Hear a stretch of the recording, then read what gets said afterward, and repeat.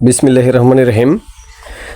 আজকে এখানে দোতলা ছাদের ঢালাই হবে। ঢালাই আসলে দেখার জন্য আসছি যে ঢালাই কিভাবে হবে। এটা আসলে বেশ কিছুদিন হলো যে ঢালাই করবে অবস্থায় কিন্তু করা হচ্ছে না। বৃষ্টি আসার কারণে দেখেন রডগুলোতে কেমন ঝং পড়ে গেছে।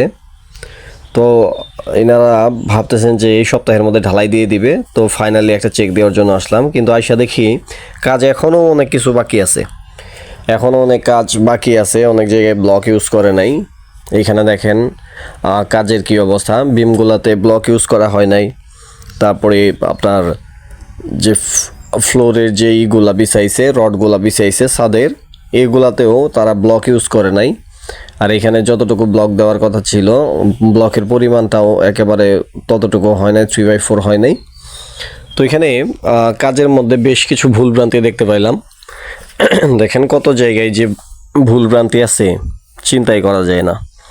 আসলে কাজ করার সময় যদি আমরা প্রপারলি কাজ না করি, পরবর্তীতে এটাতে অনেক কিছু সাফার করতে হয়।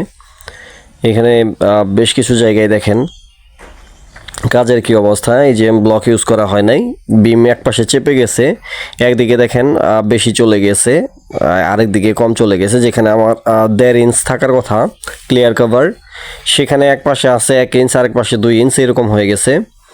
তো এইগুলাই মানে কাজের যে ভুলভ্রান্তিগুলা এখানেই আসলে মূলত হয়। এখানে বেশ কিছু জায়গায় দেখলেন আপনারা যে কলামের রডগুলাও কাটা হয়েছে একেবারে ছাদ ঘেঁষে, তার মানে ঢালাই করার পরে আর অবশিষ্ট থাকবে না।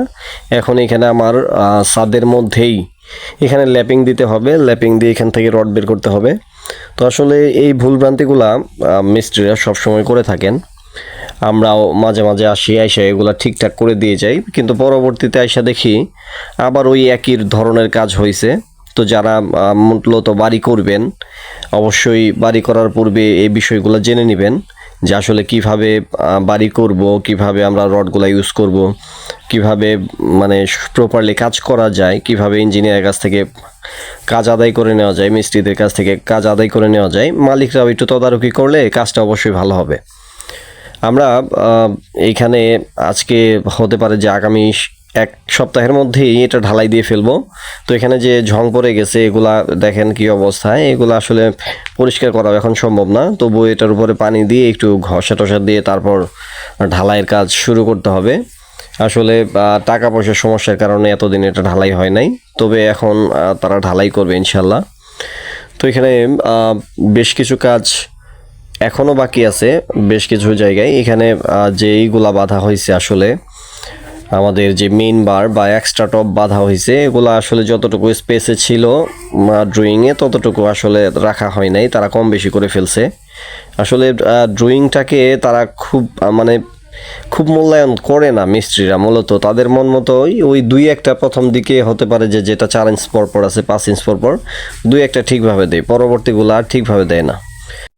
যারা এখনও আমার চ্যানেলটি সাবস্ক্রাইব করেন নাই তারা একটু সাবস্ক্রাইব করে রাখবেন, বেল বাটনে প্রেস করে রাখবেন পরবর্তী ভিডিওগুলো সবার আগে পাওয়ার জন্য। লাইক করবেন, কমেন্টস করবেন। ভালো থাকবেন সবাই। আসসালামু আলাইকুম।